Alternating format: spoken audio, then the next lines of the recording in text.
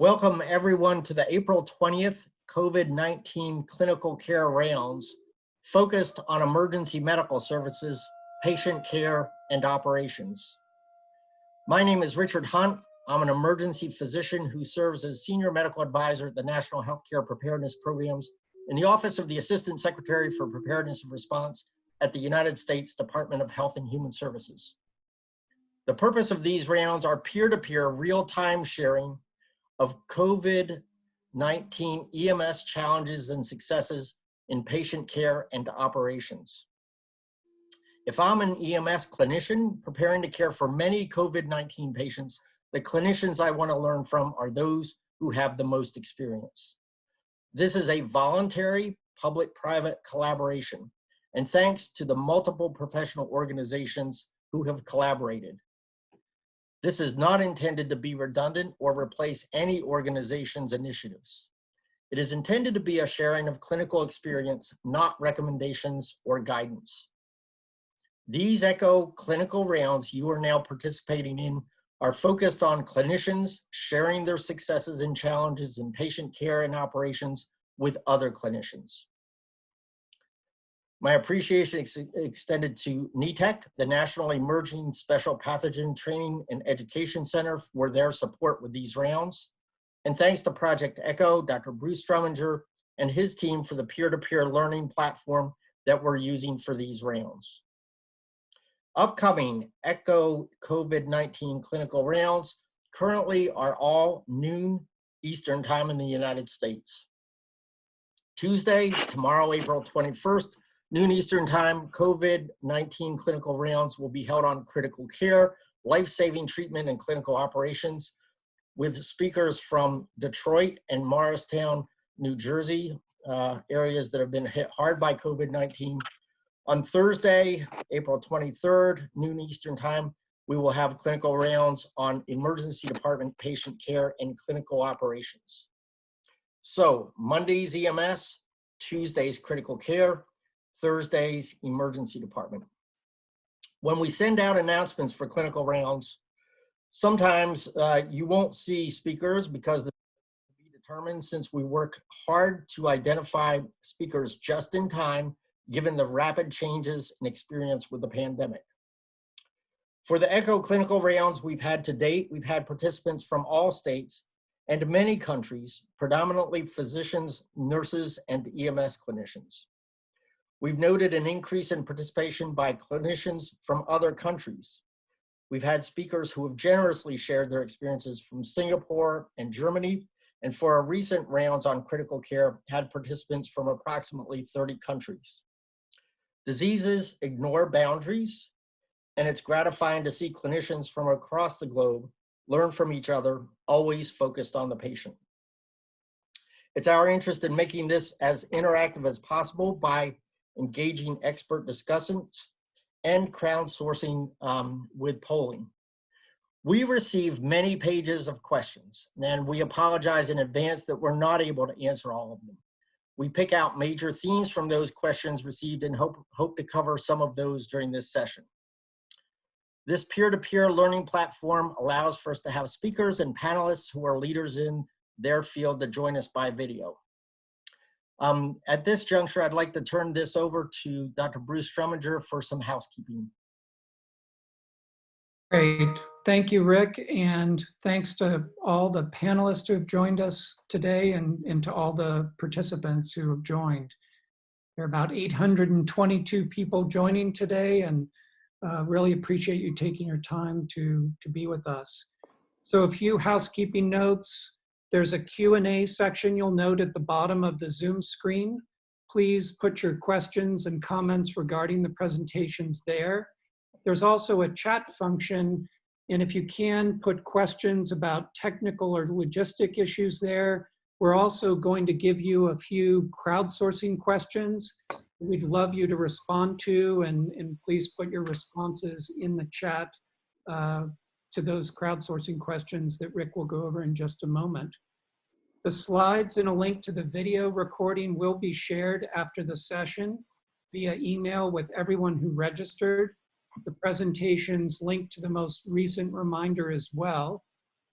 This session is being recorded and your attendance is consent to be recorded, so we thank you for that.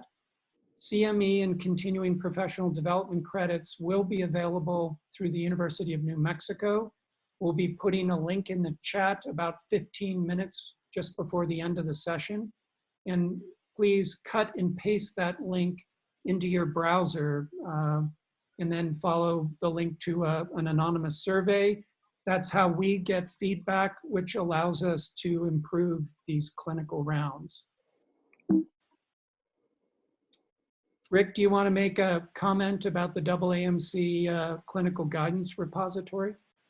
Absolutely. Thank you, Bruce. As I mentioned, these rounds aren't on about development of guidance, yet I do want to make sure that people are aware that the Association of American Medical Colleges does have a clinical guidance repository for COVID-19, and I'd like to make sure that you know that is a reference for all. Next, crowdsourcing clinical pearls. Critical and clinical pearls. We have a crowdsourcing function available, and this has actually been very useful in previous rounds in getting a feel for what's going on in the country right now. This is rapidly moving, as everyone knows. So the first question I would really encourage you to answer: what strategies are your EMS system using to conserve PPE? That's the first question. Second question: have your indications for pre-hospital intubation changed? If so, how? And then please indicate your state and/or country. So with that, please do that. And I'd like every one of the speakers and panelists to take yourselves off mute, and would ask each to very briefly introduce yourself with your name, your title, and affiliation. Rob. I'm Robert Dunn. I'm the medical director for the city of Detroit and an EMS physician at Wayne State University and St. John Hospital here in Detroit.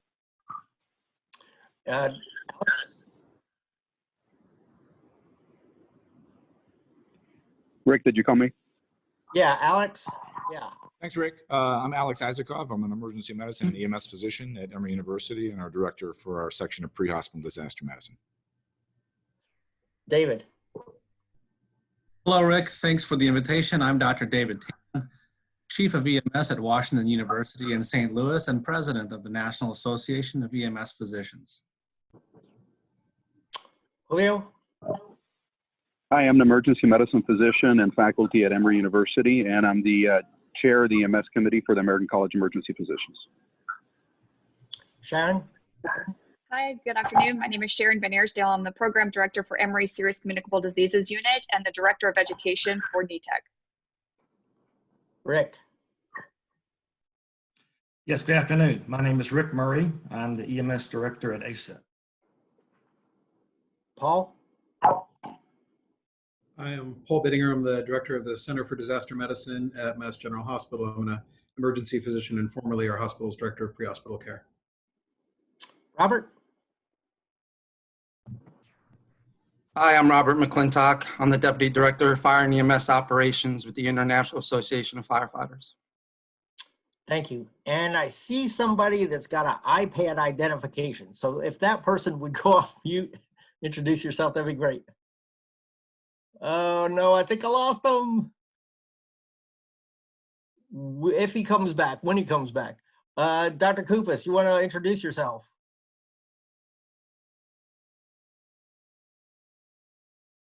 Oh, sorry, I had to get off mute. Yes, Doug Kupas. I'm a EMS physician, emergency physician in central Pennsylvania with Geisinger Health System. Also serve as the Commonwealth EMS medical director for Pennsylvania. Thank you very much to all, and to all participants who've joined us. With that, I'm going to introduce our first speaker, Dr. Robert Dunn. Dr. Dunn is the EMS medical director for the Detroit Fire Department and program director for the EMS fellowship there, and associate professor at Wayne State University. Rob. All right, let me just get my screen up here.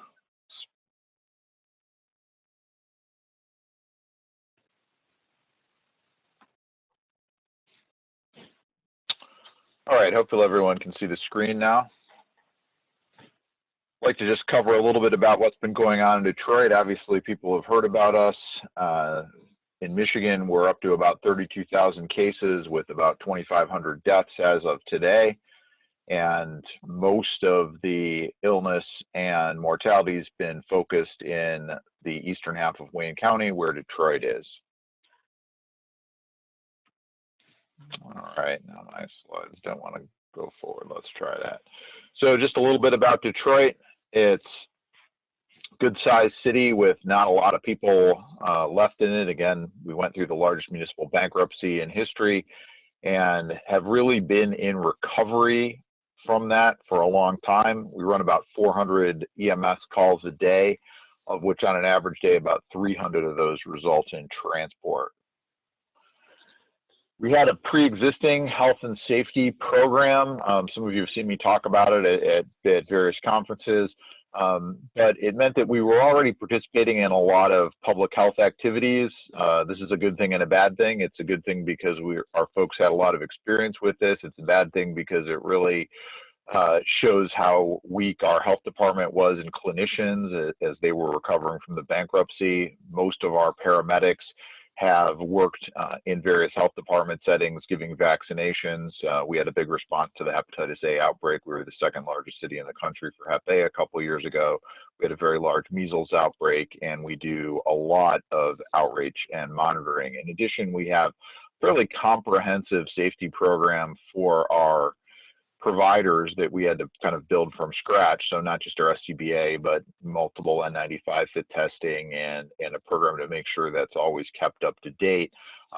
You know, and you don't know how much you really need it till you need it all of a sudden. So that is something that we've always had, as well as a very specific health and safety response program for our fire department members using our EMS supervisors whenever anyone is ill or injured on the job to kind of shepherd them through from the initial response in the field all the way till they're discharged from the hospital. And again, something that, you know, we've always focused on caring for our own. And obviously, as this has moved forward, this has become a really important part of what we do. So let's get into a little bit of the relevant timeline for us. So we were first focused on this, like everybody was, as we're hearing it unfold in China. Detroit Metropolitan Airport traditionally does get a lot of air travel from China, and was not initially on the list of screening sites. All of our flights coming back from China were being diverted to elsewhere. Starting late January, they decided to have a start date of February 1st, and that kind of activated our local emergency centers and activated our special pathogen response protocols, which we've had for a long time, so we could have a plan for dealing with patients coming in to Detroit Metropolitan Airport, as well as anyone who was crossing over from Canada. For those of you who don't know, Detroit has the busiest border with Canada, and we have a bridge and a tunnel that come into Detroit, and another bridge and a community just north of Detroit in Port Huron. So in the past, these have been serious challenges. I can't tell you how many times during the Ebola outbreak that we had EMS crews called to the border to take temperatures, and we wanted to make sure that that plan was functioning a bit better, and in fact it was. So that was kind of our first get together on that. We circled back on February 3rd with our health department, fire department, and emergency management, looking at our own PPE protocols, making sure that we had adequate EMS and destination protocols for the patients who were basically repatriating or returning to the country that screened as high risk. At the same time, our health systems also were looking at that, some of them with some ideas that were actually pretty reasonable, and some of them with some absolutely ridiculous ideas about calling 911 if a person showed up to their clinic who said they had returned from China and were ill, regardless of what their symptoms were.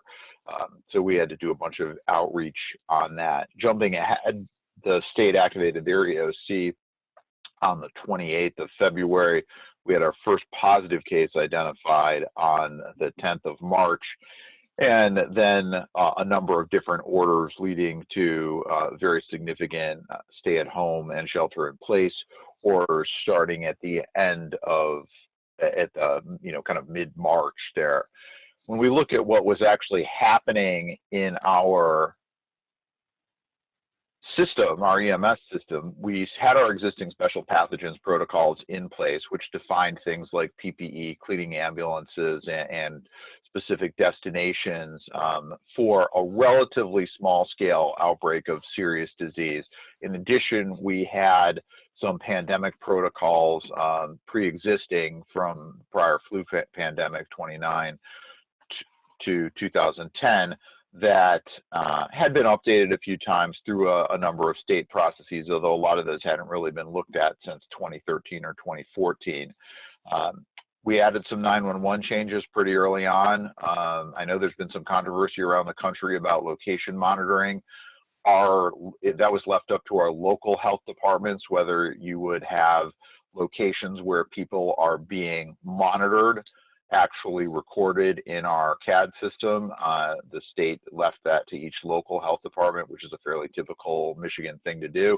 And our local health department was kind of all in on that in Detroit, and we did add those locations early on. And then as we identified locations, particularly long-term care facilities and nursing homes with cases, we added those at our 911 and dispatch center. We did add specific questions regarding monitoring and exposure to our 911 operators and how they communicated that in our CAD system to our providers. So by March 17th, we had updated a number of protocols. Protocols are kind of a local function. It's kind of quasi-county. It's really this non-governmental authority system that we have in Michigan that we don't need to get into right now. But the state offers model protocols that are really put together by a group of medical directors who work together on this at the state level. So there were some best practices that were put out, and there were a number of things we kind of chose to do with those. And I just want to highlight a few. So we moved your highest risk aerosol generating procedures to post-radio. We emphasized using extraglottic airways rather than intubation. Now, this is something that I'd been kind of pushing in my system for a while, so this was a nice nudge to kind of push that a little bit farther. And just so people know, we have primarily a BLS-based system. We have 24 BLS ambulances and 9 ALS ambulances in the city of Detroit, and we send the next ambulance to the next call all the time because we always have calls waiting, so we don't preferentially dispatch ALS at this time. It's part of our plan as we continue to recover from the bankruptcy, but we're not there yet. The state pushed out a sepsis-related CPR protocol that referenced COVID but wasn't actually specific to COVID, and used some sepsis-related cardiac arrest data that we've collected at the state level for a while that moved our termination of resuscitation down to 10 minutes and had some best practice airway options that we had actually adopted separately. Telemedicine protocol. This was something that was very innovative on our state level. The state contracted to provide eBridge to every system and every medical control that wanted it at no cost. So we were able to put together a low priority telemedicine protocol and get that up and running in about 8 days, which is another thing we had hoped to do for a long time but couldn't afford. So that's actually been very beneficial, and actually I've got my fellow writing up kind of our first case series of patients that we managed with that. We put in a workplace monitoring program. Probably everyone's pretty much done that. And then we looked at our overall ambulance operation and pooled resources across our many counties to allow for kind of non-traditional deployment of ambulances based on need, which was a big step for us. And then we focused on our hospital status. We have always had a system where we do not allow hospitals, by their own agreement, they voted on this unanimously, not to divert. So we have had a no diversion system since about 2004. And we kind of reiterated that with what's going on, because as hospitals were getting more acute cases, they were often kind of teetering on the edge of being overwhelmed. And as that happened, a few of them were getting a little nervous about that. And we wanted to kind of reiterate that if you're in that situation, everybody's in that situation, and we want to manage that as a region, not have individual hospitals drop out of the system. So, in the fire department, a lot of the focus and a lot of my focus has been on our own employee protection plan. So we started off having some testing site availability. Henry Ford Health Systems early on had stood up a one-day test that was available, and that one-day test was limited in number, but they offered 20 a day to the fire department so we could start testing ill employees. We had our first official exposure notification on the 15th. We had our first person sick on the 19th that was sent for testing. And we had our first positive on the 24th. That was, on the 26th, but it was a firefighter that became ill on the 24th to an exposure to a citizen. The city purchased the Abbott test. They were one of the first cities to do so. We started on the 3rd doing the Abbott rapid test. We own 1,200 a week of those right now, and we have 5 machines that are deploying another 5 of those. We unfortunately had our first death during this period, and we track our data on a live basis using some Microsoft Smartsheets. So everybody in our leadership and our city government has visibility on what's going on. This is a snapshot from earlier today showing a couple of our different Smartsheets and the tests that we've done and some of the information we track on our patients daily. We have a team of our EMS supervisors that actually now covers the entire city, doing what we had always done for our own employees, where they're going out, assessing people, monitoring them, arranging for testing, arranging for hospitalization and transport if needed. And that has been much appreciated by our city employees, of course, because there's been a lot of panic and fear, as I'm sure you're well aware. And I won't go into our whole story on the police department, but we had an extraordinary number of police officers.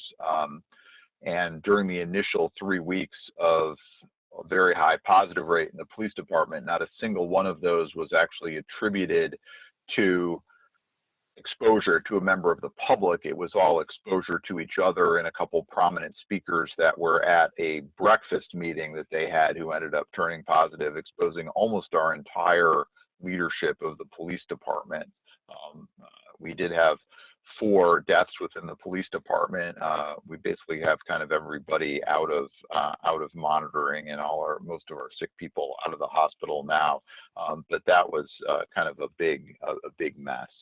So just to focus on some of the specific plans we did for workforce protection, we're focused on wellness screening beginning and end of every shift. That goes into a web form that actually alerts if any of the things are positive or a temperature is over a certain amount, that automatically sends a text message to our team. We emphasized using PPE at all times in and out of the firehouse and in the workplace. We checked in with everybody who was sick every single day because we did have some people who ended up being hospitalized. We use our rapid test to sort out anybody who has symptoms and have a pretty organized return to work program working with our occupational medicine provider. We are requiring a negative test for someone that's been positive. We're using our 15-minute rapid tests for that with our occupational medicine providers on site to help clear people to get back to work. We offered a hotel housing option in conjunction with our closed casinos to have people who can't isolate at home or can't quarantine at home to be housed in that hotel. We expanded our fire department supervisor team again to cover every single person in the city. And I want to just mention a little bit about PPE. We had done we'd had a pretty good stockpile because we maintained a fairly large stockpile for the city to begin with. And we started ordering in mid-January to add up. We have a lot of people, as you can see in this picture, using reusable masks. So We have deployed a large number of half and full face masks that normally kind of we use for cleanup and other things. In addition, we obtained a filter adapter so our SCBAs could also have a filter on them, which again put a lot of reusable, cleanable PPE in the hands of our employees, so we're not dependent on disposable items at all time, although we still have a very large stockpile of items as well.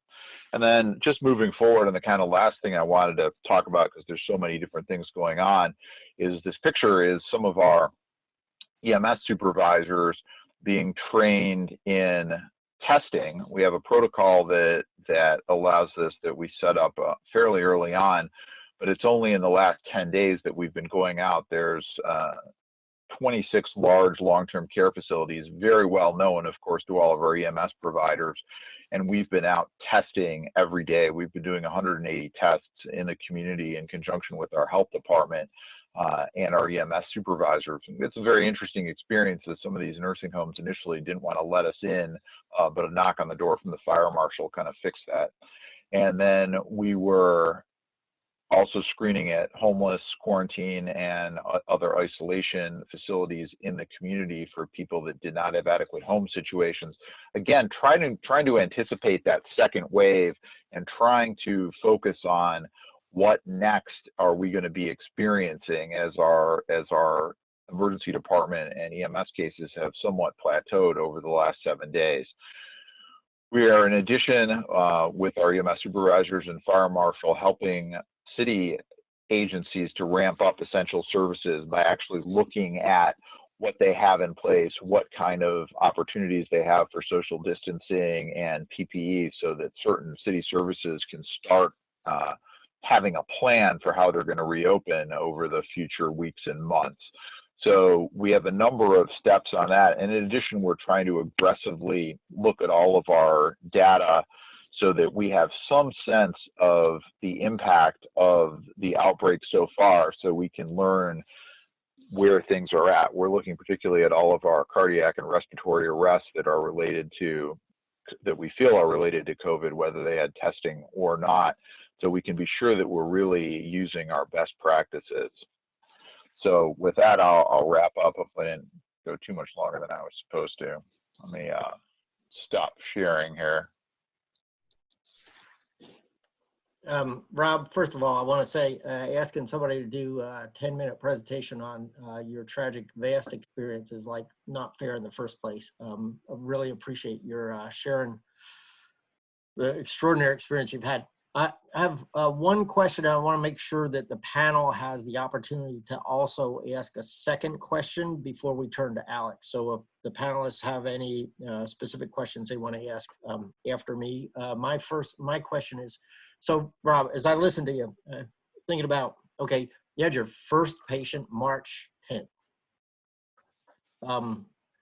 Wow, what a ride since. So a lot of adaptations. I know when I talked with you on the phone, you know, the things that you learn so rapidly. Since this started, what change has your system made that you think has had the most positive impact on this response? You only get one. I would say that the biggest thing we've done is stay and it's something that I always advocate for, but I don't think we were great at, which is staying completely focused on our workforce protection, because it made people comfortable dealing with the high-risk situations that they were in, so that they're comfortable that we've got their back. We're focusing on their PPE and making sure that we have the best things available for them, and that if people, as is inevitable, are going to get exposed and become ill, that we are going to be taking care of them hands-on and be there for them. Thanks, Rob. Any question from the panelists before I move on to Alex? All right, hearing none, and just before I introduce Alex, I see like 1,018 participants. We have got of feedback on the crowdsource questions. That's really, really helpful. So when I say it's helpful, As I take a look at these, read these, they get reported back to the FEMA Healthcare Resilience Task Force, some of the highlights of these. So it's not a small endeavor that we're doing here. Again, question 1, what strategies are you using to conserve PPE? Question 2, have your indications for pre-hospital intubation changed? If so, how? And then please indicate your state or country. Thank you. With that, I'm going to introduce our next speaker, Dr. Alex Isakov, Professor of Emergency Medicine and Director of the Section of Pre-Hospital and Disaster Medicine at Emory University School of Medicine. Thanks, Rick. How's my comms? Sound good? Sounds great. Go for it. Okay, well, thanks for having me. I'm just want to key one of the comments that Rob made just before he closed his talk, which was about protecting the EMS workforce, protecting EMS healthcare personnel. That's going to be the focus of my, my presentation here over the next 10 minutes. I don't have any conflicts to report. I guess by some measure that means I haven't figured out how to make any money on the side doing any of this. That's definitely not a key element. I do get funding from the National Ebola Training and Education Center, where I'm the lead for the EMS work group. I also have funding to disseminate this type of education and training through NETEC, as well as the NIEHS Worker Training Program, and I'm a co-inventor for C19check.com. So this is all about keeping EMS personnel safe. And the bedrock for that is standard and transmission-based precautions. We're not going to go into great detail about standard and transmission-based precautions because we just don't have time to do that in 10 minutes and hit a number of other issues. But it's really the bedrock of and the foundation for all the types of guidelines that are coming out aimed at the EMS community. And you know, there was a group of people that got around once and said, you know, there's a lot of complex guidelines and recommendations and whatnot. How do you sum it up into a simple phrase? Well, a simple phrase for standard and transmission-based precautions as it relates to COVID-19 is how do you keep infectious bodily fluids? How do you keep infectious droplets out of your nose and mouth? I mean, that's the bottom line. And how do you prevent, you know, yourself from inhaling those? That's the bottom line. If you think about everything that you do with regards to standard and transmission-based precautions, it's about keeping those infectious bodily fluids, those droplets, out of your nose and mouth. And so that's actually pretty simple guideline, but that's what we do. All right, you've all heard about Identify, Isolate, and Inform. It was introduced really around the Ebola epidemic and emergency back in 2014, 2015, but it's broadly applicable around just a whole range of communicable diseases, both in the EMS setting and in hospitals and clinics. And so let's just hit a couple of these points. With regards to identifying individuals who may have COVID-19, I mean, there are two things that we would, you know, largely focus on. One, what are the signs and symptoms that the patient's having? And two, do they have actually an exposure history?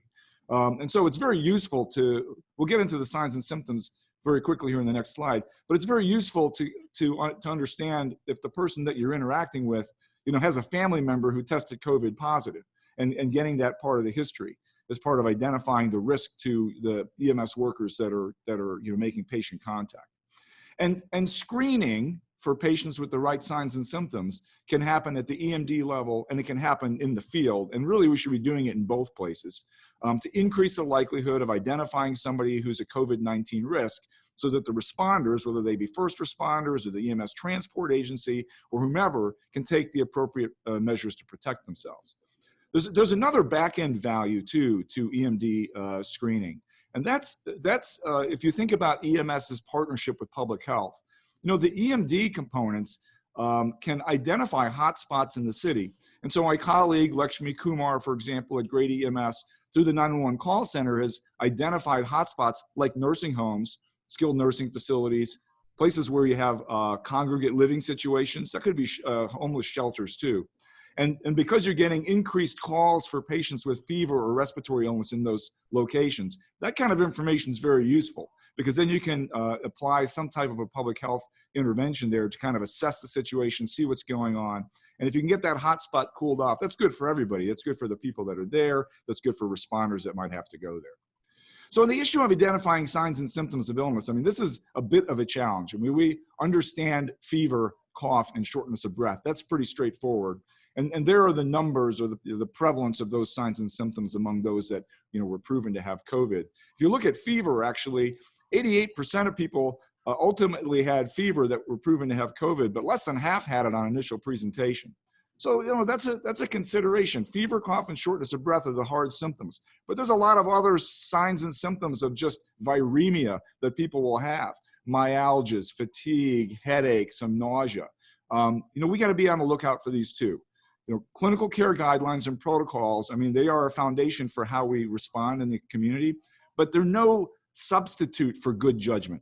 And so if you have in your clinical judgment concern that somebody has COVID because the story fits, then you need to take measures to apply the right infection prevention measures. So that was identify. The next part of this is isolate. The value of the 6-foot standoff distance is because the largest proportion of transmission of this illness is through direct contact with infectious bodily fluids or those large droplets that gravity is pulling down. And so a 6-foot standoff distance still has value to protect our healthcare personnel when they're making patient contact. Here's another critical one. Mask the patient for source control. So in other words, you want to prevent that patient from being able to, for as loud as I'm talking, I'm blasting my screen with all kinds of heavy droplets right now. Hopefully you're not getting any on the camera. But if I had a mask on, I would have a lot harder time getting those droplets out on my camera and out on the screen. Now, that doesn't mean that every little micro, aerosol particle is going to be captured by that mask, but that's not the point. The point is we got to try and decrease the likelihood of transmission, and by masking the patient, that's critical. Another way to do that is to limit the number of healthcare personnel that are actually making patient contact. And that has, double value. It has value in, again, decreasing the likelihood of exposure of our EMS personnel in the field, but it also has as a secondary benefit conservation of PPE. Every person that goes in and has to make patient contact has to be in the appropriate PPE. If you can limit the number of healthcare personnel making patient contact, you conserve PPE.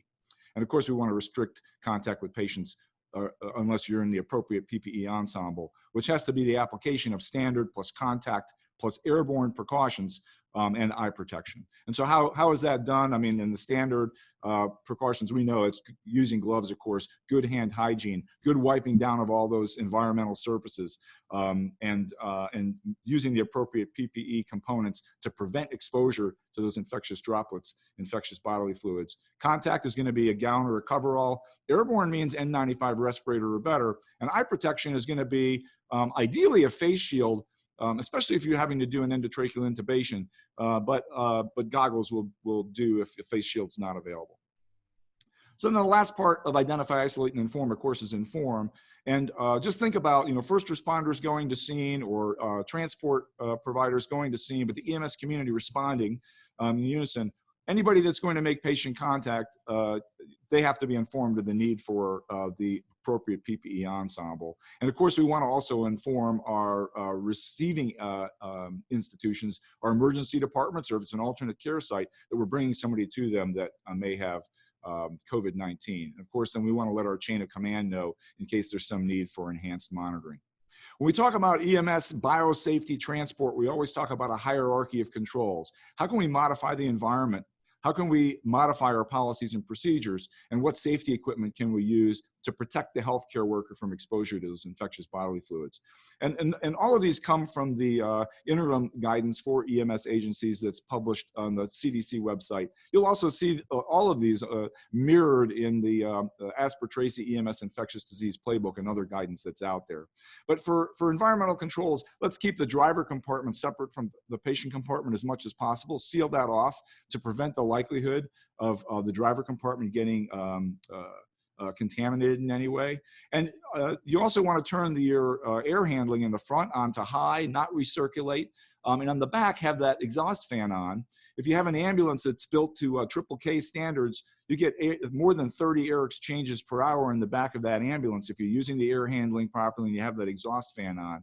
30 air exchanges per hour. An airborne isolation room in a hospital has 6 to 12 air exchanges per hour. So if you can do that, that's pretty good in the back of that ambulance. Policies and procedures, limit exposure of personnel, we've already mentioned that. Keeping the driver compartment sterile. There may be value of having the driver wear an N95 respirator. Not every ambulance is built the same way. There are communities that have a particular configuration on air handling that actually may recirculate the air from the back of the ambulance, from the patient compartment up to the front of the ambulance where the driver is, in order to heat or cool that air. Some ambulances are configured that way. So if you're doing an aerosol producing procedure in the back of that ambulance, it's possible that those droplet nuclei, those infectious aerosols, are getting to the front. It's possible. So wearing an N95 respirator in the front of the ambulance is a reasonable approach too. No family members in the ambulance except with minors. Mask the family member if they need to be in the back with their child. Always remember to mask the patient for source control. And then we'll have a slide coming up on modified clinical guidance. You know, this masking the patient for source control is probably something worth mentioning too. Clearly, if a patient has a cough, fever, or feels short of breath, and they can accommodate an isolation mask, put it on them to get control of those droplets that they would otherwise, be pushing out. But remember, we mentioned it's hard to figure out who's got COVID and who doesn't, especially if people are earlier in their presentation. If you have the supplies, use an isolation mask on any patient that you bring in the back of the ambulance. You're not sure what they have. This is what's being recommended for hospitals now. Don't waste your precious N95 respirator by putting that on the patient. Don't even waste your surgical mask by putting that on the patient. But in the communities now, you're seeing more and more people wearing cloth isolation masks. They're not appropriate for healthcare personnel making patient contact necessarily, but they're good for us as members of the community to prevent us from, driving droplets into other people's noses and mouth. Any patient that you have in the back of the ambulance, if you have an opportunity to put a cloth isolation mask on, then that might be a reasonable approach. Safety equipment, of course, the PPE, but you've also heard mention of the value of HEPA filtration on exhaust ports on a bag valve mask, or even on a configuration for CPAP, or certainly on a ventilator if you're doing an interfacility transport. And so in terms of clinical considerations, this is all about good quality patient care while at the same time protecting the healthcare responder team. So in most situations now, if we suspect a patient with COVID-19, we're going to limit aerosol producing procedures. And we do a ton of them in the EMS setting. We give NEBS, bag valve mask, CPAP, BiPAP, airway suction, intubation, CPR. They're all aerosol producing procedures. So we've got to try and decrease our use of aerosol producing procedures if we can. I mean, if a patient needs to be mechanically ventilated, they need ventilatory assistance, they need ventilatory assistance. So there's cases where we're not going to be able to avoid aerosol producing procedures. If that's the case, then we need to make sure we're in the right PPE. We're wearing an N95 respirator, hopefully wearing a face shield, or certainly some type of eye protection gown and gloves when we're doing any of those procedures. And again, if you're doing that in the back of the ambulance, take advantage of the air exchanges per hour that ambulance affords by turning on that exhaust fan on high and running the ventilation in the back of that ambulance. There's also questions, and they come up a lot, around termination or resuscitation.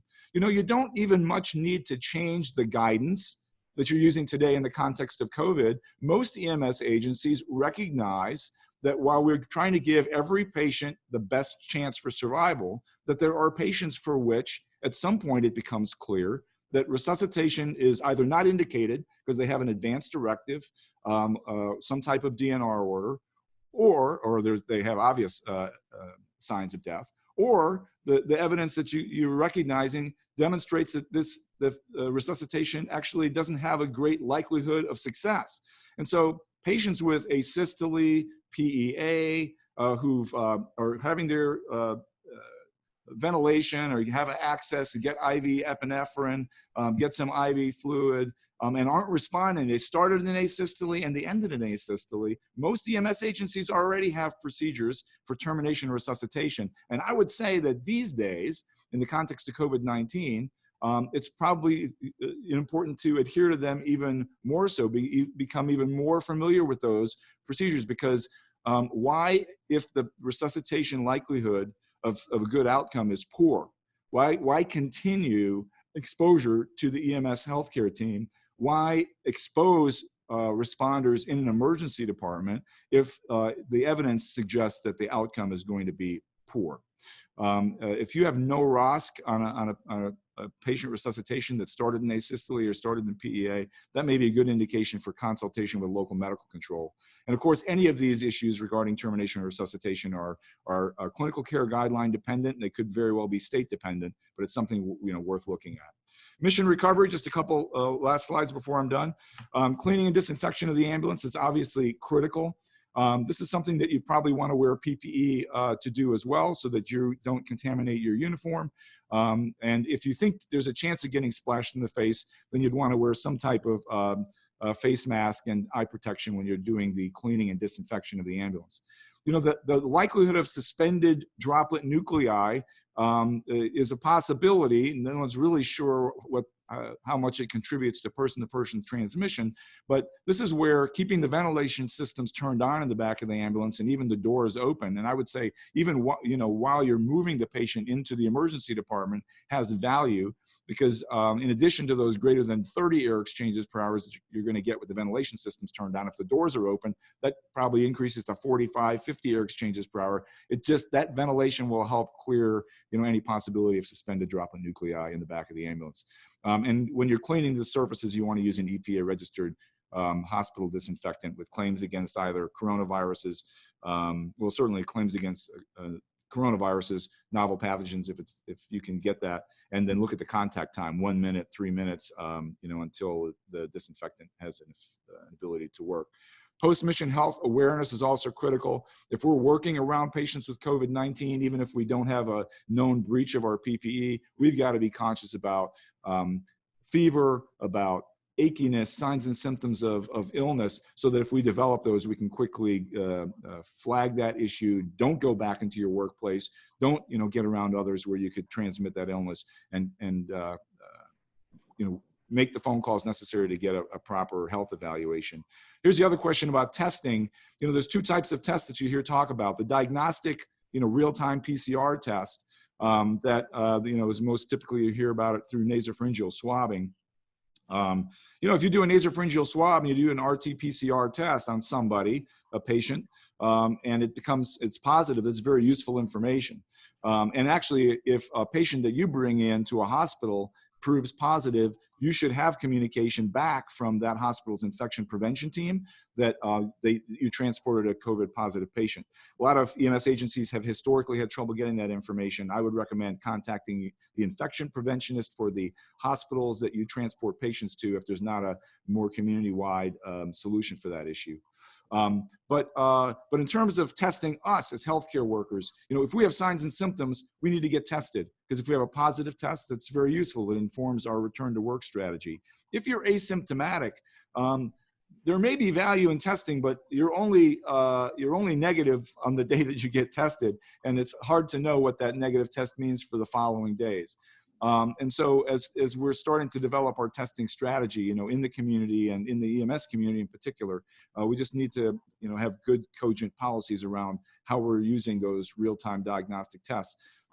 The serologies right now that you're starting to see some investigations on, in other words, is my body making antibodies to coronavirus? We're going to learn a lot more of that in the coming weeks as to how valuable that information is going to be. Certainly if I'm making antibodies, and I know that the antibodies are specific for SARS-CoV-2, that means I've been exposed. But right now, we don't know if that means that I have any immunity to that illness. And so we need to just follow this testing science as it becomes more and more informed to see how we're going to work that into EMS operations.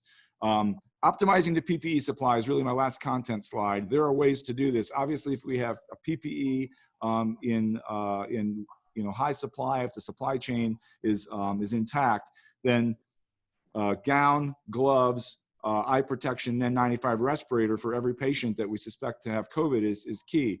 If we need to conserve PPE, which a lot of us need to do now, we need to look at the guidelines, which are posted on the CDC website, about extended use, limited reuse, look at possibilities on alternate respirators, and also know that if we are going to try to extend the use of N95 respirators, we certainly don't want to continue to reuse one after an aerosol producing procedure. And the risk is that the surface of the N95 respirator is going to become contaminated. And really, with any reuse of N95 respirators, that's the big issue.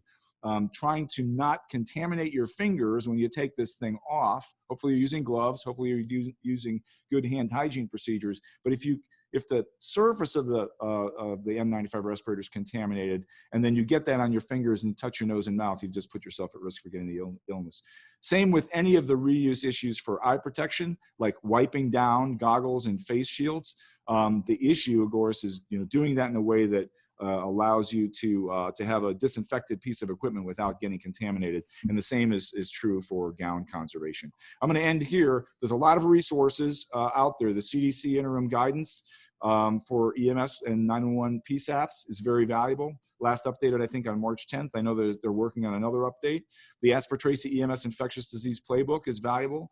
And actually, if you look at what's there for novel coronaviruses, even though the only understanding of novel coronaviruses to that point was SARS and MERS, a lot of it maps over into COVID-19 very well. And there are resources as well at NETEC, NETEC.org, as well as the NIAHS Worker Training Program. And outside of the pandemic, both these programs were delivering awareness, operator, and technician level courses aimed at protecting the EMS workforce while being able to operate in a competent manner and a proficient manner to care for these patients. And those resources are now being made available as they can be through distance learning. With that, I'm going to end. Thanks, Rick and team. Thanks, Alex. Thanks for sharing your depth of knowledge there, sir. I want to ask one question, Alex, that's actually unrelated to what you talked about, but I think it's a really important one for the nation. But also then ask the panelists to have a very brief few comments from each person on ventilation management in ambulances. That's an increasingly major issue. Excuse me. Okay, so the question, Alex. So, many of us, or what we have learned tends to be, over the past couple months, has tended to be from large academic medical centers in places that have been hit really hard. New York City, obvious example, New Orleans, et cetera, et cetera. And we get many questions that it's clear from rural areas that have no experience with this yet, and they're really just searching for answers. So from your experience with this, not just this event, this national, international tragedy, what's the best advice you can give a rural EMS system right now when they're trying to think about, what am I going to do with this? You mean with regards to airway management and ventilation, Rick? No, in terms of being prepared for COVID-19. Just in general, for rural EMS agencies. So, okay, great. It's a great question. And I think I'm going to lean on some of the principles that I laid out, in my talk. One is develop a process by which you can identify those patients that you're making contact with, identify who is likely to have COVID. And so that can be through screening through your EMD program or your PSAP. It can be by asking screening questions, having the responder ask screening questions so that they understand, which patients are more likely, because of their presentation, to have signs and symptoms of COVID. I think that's key. Two, I think it's important to understand those principles around standard and transmission-based precautions. You've got to understand the incredible value of these things that you're doing to prevent you from getting your fingers contaminated with infectious droplets and infectious bodily fluid and touching your nose and mouth. I mean, that is what the standard and transmission-based precautions are designed to do. And so, we historically in the EMS community are not great at hand hygiene. I think we're pretty good about, applying gloves these days. We are historically terrible about disinfecting environmental surfaces in our ambulances. And those are all standard, precaution pieces. And so we've got to really, emphasize those. The other thing is understanding the value and importance of the PPE ensemble that you have and why you're using it and how you're using it. So again, if you have the supplies, it's N95 respirator, eye protection, gown, and gloves. When supply chain is weak and it's not supporting our needs, then the EMS community in the rural places too, because they may have more supply chain issues than people are having in the urban settings. If you are going to deviate from that gold standard PPE ensemble, it's not that you can't do it safely, it's that you need to know how you're doing it safely. So I mean, as an example, if I'm going to reuse N95 respirators because they're in short supply, then I need to understand that the problem with reusing them is that the surface of that N95 respirator may be contaminated. And by taking off my N95 respirator, but not thinking about the fact that there may be some infectious droplets there, and then I wipe my nose or touch my face, is a problem. And so that's another key element, I think, for rural EMS communities, is understanding those standard and transmission-based precautions. And as you're applying them to operations, and maybe you're doing something that it's a bit modified because of supply chain issues, understanding what the risk points are and having some, good education and training to so that people can operate safely in that environment. Hopefully that answers your question, Rick, or at least Yeah, it does in part. I think that rural EMS systems really need to have the best wisdom of those who have really experienced this to get their systems to where they can feel prepared to deal with this. So the next topic question, and we'll go till 5 after the hour for those of you, and I understand people have got to get the meetings or get to the bedside. I understand that totally, but we'll go till 5 after. I want to frame this topic question, and then I want to go around to each of the panelists and get your thoughts on this. And they're going to have to be really brief just because of the time. But here's what has evolved. In the rounds that we've held to date, there's clearly been, in the past few weeks, a transition, certainly in critical care from, and in the emergency department rounds, of rapid intubation to let's consider different ventilation management strategies. That certainly does helps with the ventilator sparing strategy, but it's been met with some real success. Now, you take that concept of, okay, so intubate versus in the back of an ambulance, CPAP, BiPAP, proning, high flow oxygen, all those things. It presents certainly a different environment. And we actually had questions on CPAP already in the QA. So the topic is ventilation management strategies, and it would be really good to hear, and if you have 943 people to talk to, what would you share with them right now about where we are right now, where we should be with ventilation management strategies in EMS? So I'll go around and then go around to the panelists and then give the last word to Drs. Isikoff and Dr. Dunn. So how about Dave? Why don't you first? Well, we have a we're very lucky in our institution to have a pretty strong emergency medicine critical care group, and they actually agree. They're saying that the problem early on, where we thought that early intubation was best, may actually be hurtful, at least not helpful. And so now the recommendation, and we have been meeting with pretty good success, is if the patient is really not in that much distress, but they have significant hypoxia, we're talking like in the 80% range, trying something like OptiFlow to deliver high concentrations of oxygen has actually been pretty successful.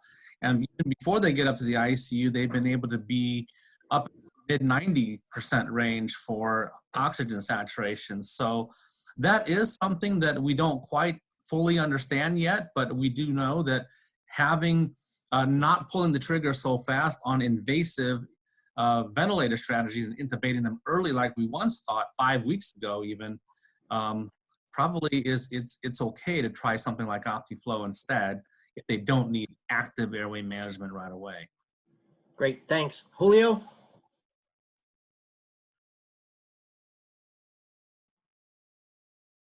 I'm having a hard time hearing. Sorry. There you go. Can you hear me now? Yeah. Good. I completely agree with David. It really turns out to what's in front of you at the time and the acuity of the patient as you're managing them. Part of what's going to come into play is also your transport times and how far you are from the facilities. It's just going to be important that we have the appropriate PPE when we're managing these patients in the case that we may aerosolize the actual virus. If I may, and expand a little bit more on what Alex was talking about, though, on rural Georgia, for example, I think one of the things that we need to think about whenever we're talking about EMS in rural areas of America is the importance of their systems that's going to come into play with balanced loading. That meaning moving patients from centers outside of metropolitan areas into metropolitan areas. So all of these systems need to be ready to move these patients, especially the critical care patients. Over. Thank you. Rick, what are you hearing from members, ACEP members, particularly those engaged with EMS about the issue of ventilation management? Yes, so what we hear from our listservs is that they are obviously trying to limit intubations, looking at what options are available to that service, and trying to maybe even limit use of nebulizers, and so taking precautions for that airborne exposure that occurs in that situation. Thanks. Paul? So a couple of things. I think I build on what Julio was talking about with understanding patient flow and really being plugged into the communities. I think both in rural and urban areas, one strategy we've had success with here is bringing all of our hospital critical care directors together once a day to look at relative ICU burden, figure out where there is and isn't capacity. And we've invited our EMS leaders to that meeting so that if they have a patient with critical illness, the ED in this particular circumstance really doesn't reflect what the hospital ICU capacity looks like, and so they can have a better sense of where the ICU capacity may be for any given day, since it's changing. To the airway question, I'd say a couple of things. I would agree with folks that it's not just the hypoxia. Certainly, we've seen a number of people that look relatively non-distressed despite really terrible oxygen saturation. I think it's really work of breathing and the adequacy of their ventilation, meaning how well they're clearing their CO2. And if their mental status is off, some of the usual don't protect the airway rules always apply. But I would share that we've had an interesting statistic in our own hospital that almost 20% of the patients who came in and got admitted without requiring significant supplemental oxygen within the first day of hospitalization actually ended up intubated in the ICU. And so deterioration is a real thing very quickly, and especially for rural EMS systems where you have longer transport times, understanding and sort of planning your transport so that, if it's really going to be an hour or hopefully not quite that long, but that you anticipate the patient could really change between how they looked at the beginning and end of the trip. Thanks, Paul. Robert, what are you hearing?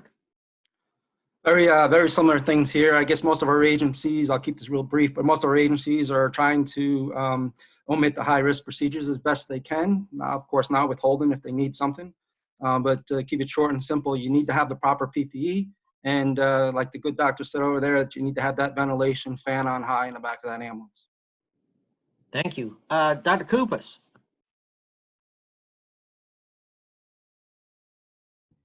Yeah, hi, Rick. A couple things related strictly to the ventilation and airway question.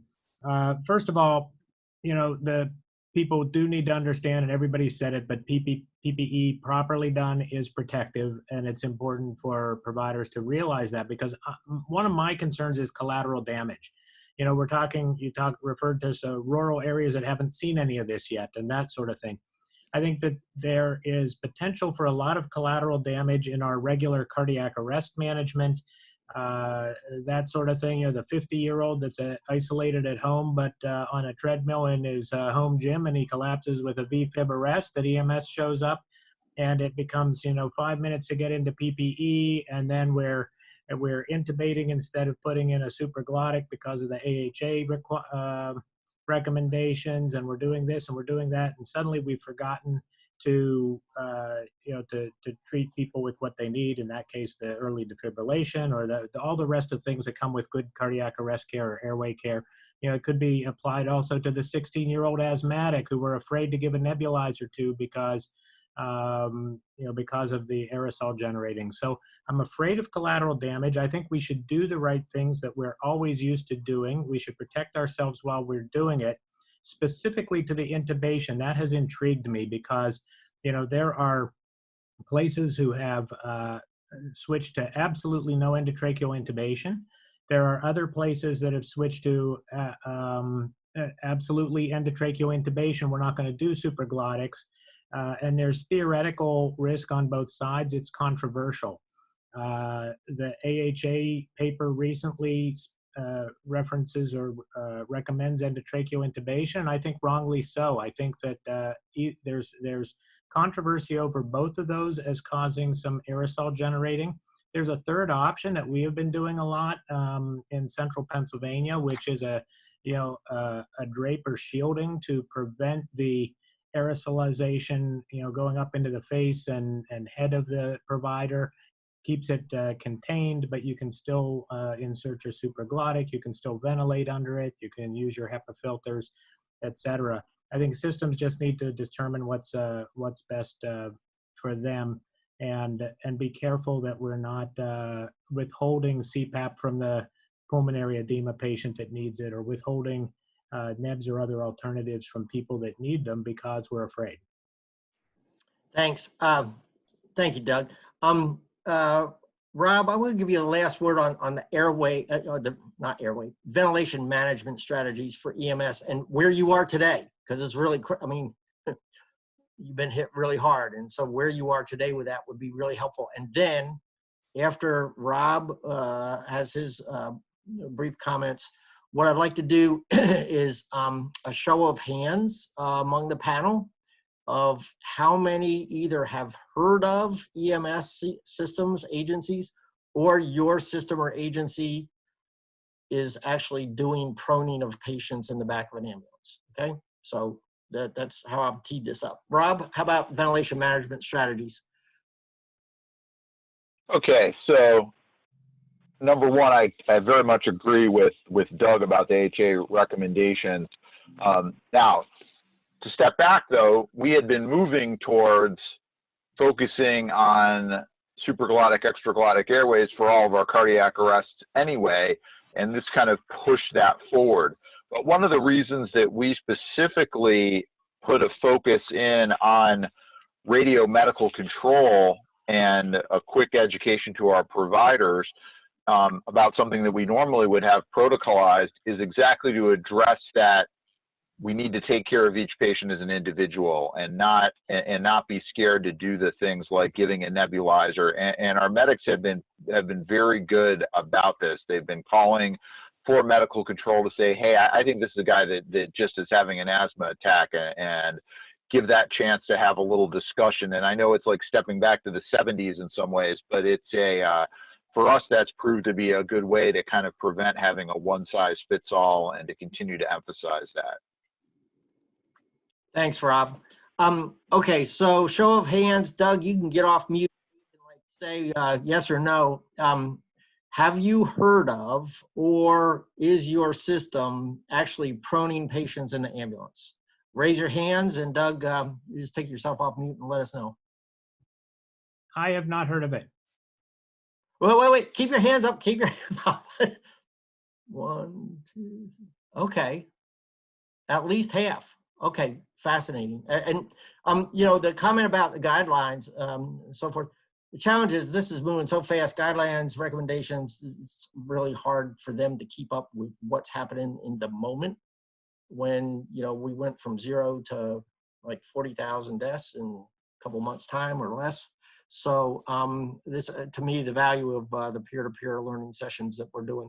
David, you had your hand up, and then I'm going to close. Yeah, just very quickly, I think one of the difficulties for EMS medical directors is the paradigm, the conflicting paradigms between aerosol generating procedures or even PPE conservation, along with the fact that increasingly we're seeing patients who are asymptomatic, who don't fit the actual profile of a COVID-19 positive patient. And so that makes things like PPE conservation practices and AGP limitations even more challenging, because how do you factor that in? That's another question that we're all dealing with now. Thanks, David.